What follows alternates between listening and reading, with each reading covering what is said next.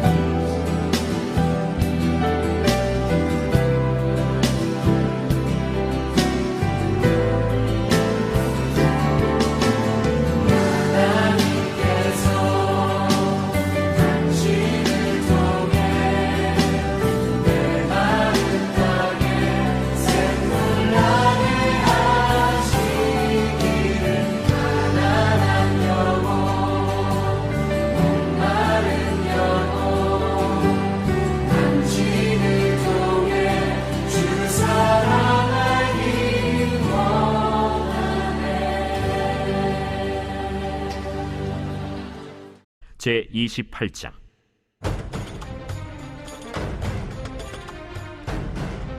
그때 블레셋 사람들이 이스라엘과 싸우려고 군대를 모집한지라. 아기스가 다윗에게 이르되, 너는 밝히 알라. 너와 네 사람들이 나와 함께 나가서 군대에 참가할 것이니라. 그러면 당신의 종이 행할 바를 아시리이다. 그러면 내가 너를 영원히 내 머리 지키는 자를 삼으리라.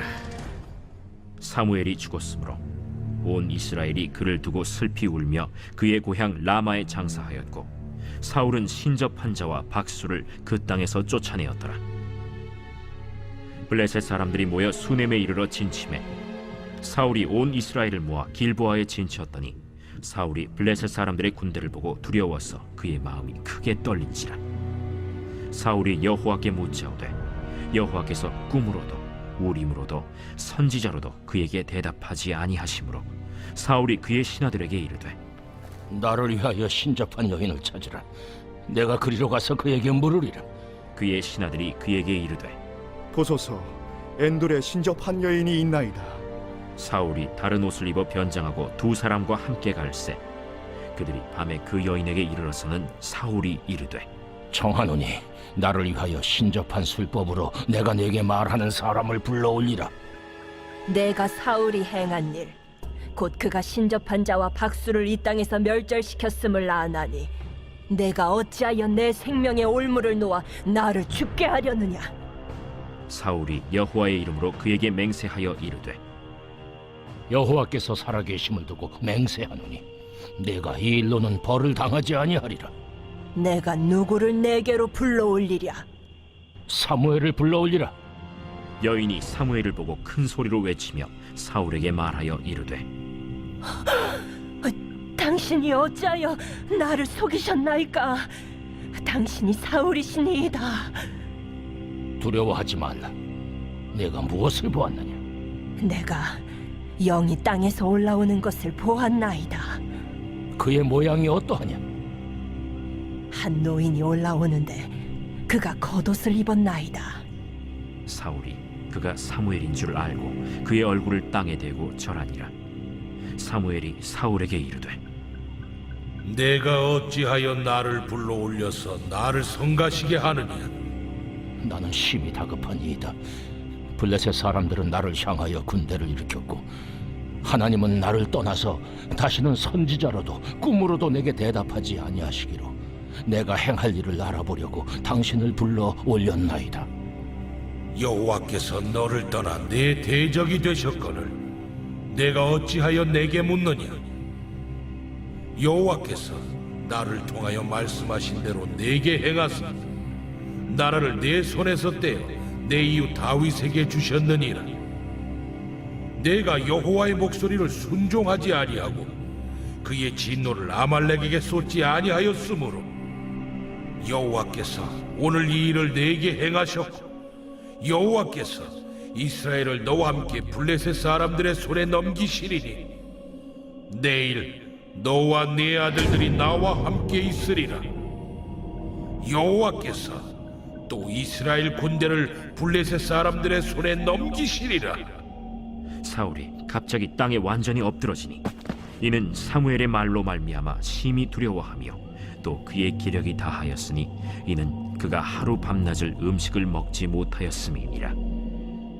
그 여인이 사울에게 이르러 그가 심히 고통당함을 보고 그에게 이르되, 여종이 왕의 말씀을 듣고 내 생명을 아끼지 아니하고 왕이 내게 이르신 말씀을 순종하여 싸우니 그런즉 청하건대 이제 당신도 여종의 말을 들으사 내가 왕 앞에 한 조각 떡을 드리게 하시고 왕은 잡수시고 길 가실 때에 기력을 얻으소서 하니 사울이 거절하여 이르되, 내가 먹지 아니하겠노라.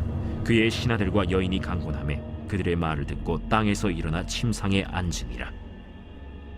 여인의 집에 살찐 송아지가 있으므로 그것을 급히 잡고 가루를 가져다가 뭉쳐 무교병을 만들고 구워서 사울 앞에와 그의 신하들 앞에 내놓으니 그들이 먹고 일어나서 그 밤에 가니라.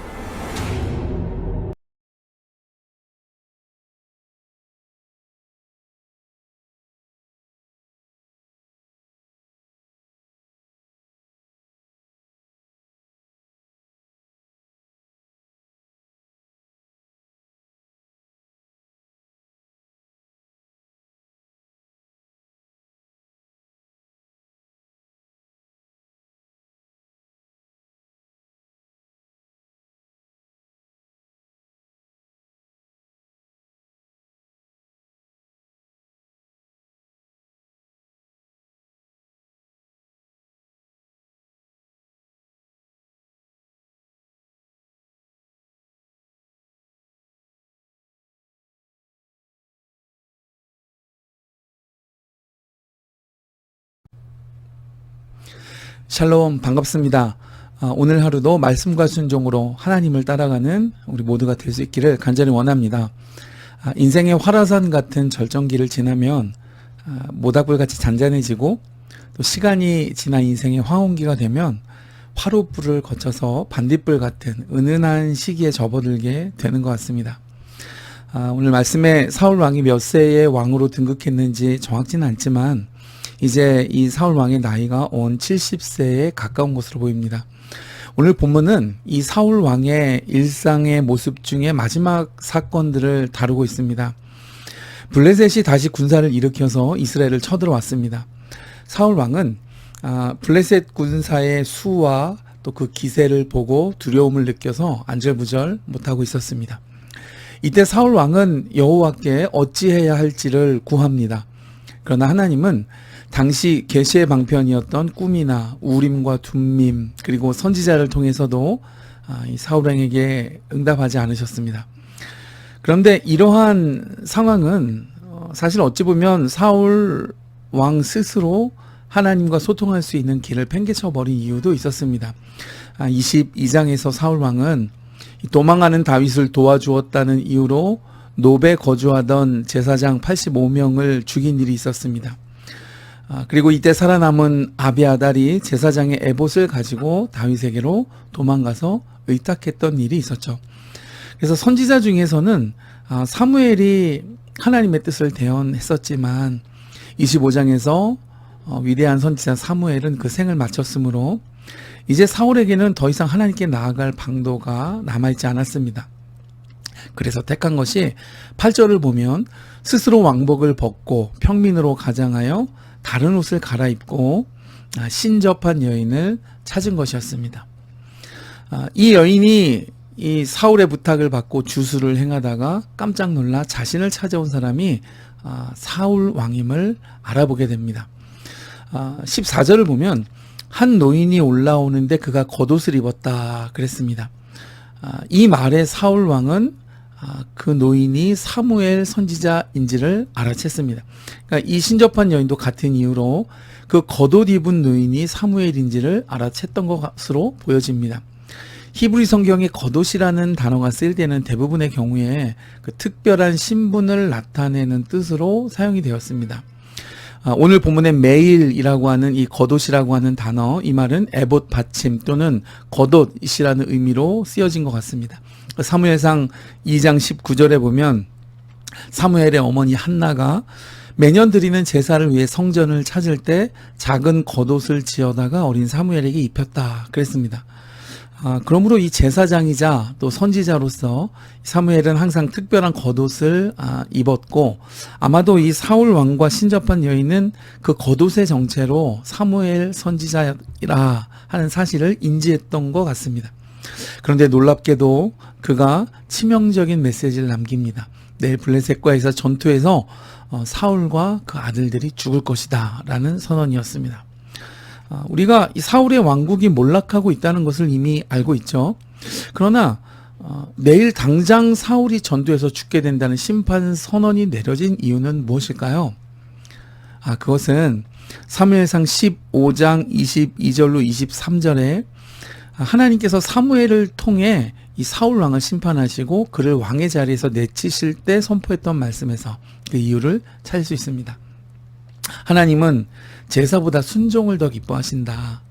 그리고 거역하는 것은 점치는 죄와 같고 완고한 것은 이 사신 우상에게 절하는 것과 같다라고 사무엘 선지자는 이 불순종한 사울 왕에게 당시 선언하고 하나님의 심판을 전했었습니다. 이 말씀에서 그 점치는 우상에게 점치는 죄는 점을 치는 것은 우상에게 절하는 것과 같다. 우상에게 절하는 죄와 동일하다라는 사실을 밝히고 있죠. 앞서 사무엘상 15장에서 사울 왕이 저지른 죄는 22절에 불순종한 죄였습니다. 그러나 오늘 28장에서 그가 저지른 죄는 사무엘상 15장 23절에 나오는 점치는 죄였던 것이죠. 즉 우상 숭배와 같은 죄를 지은 것이었습니다. 왜냐하면 평민으로 가장해서 그 신접한 여인에게 점을 쳤으니까요. 즉 사울 왕은 더 이상 회개의 길을 상실하고 말았던 것입니다. 사실 이 사울 왕은 여인의 말만 믿고 땅에서 올라온 영을 사무엘 선지자라고 믿었습니다. 땅에서 올라왔다는 것은 죽은 영이라는 것이죠. 그 영이 입은 겉옷은 이제는 수의에 불과할 뿐일 것입니다. 그 죽은 영이 사울에게 내일 너와 내 아들이 나와 함께 있을 것이다. 즉 죽음을 예고했습니다.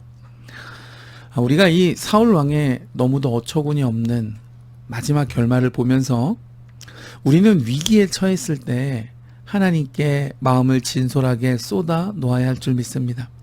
여러분, 그런데 이것은 하나님의 은혜로만 가능합니다. 회개도 하나님의 은혜가 있어야 가능하죠. 그러므로 우리는 날마다 하나님의 말씀을 붙들고 그 말씀대로 살기를 전심으로 순종하지 않으면 멸망의 길에서 돌이키지 못하고 계속해서 잘못된 선택만 하게 되는 이 사울의 모습을 따라갈 수 있다는 사실을 기억하고 경계해야 될 것입니다.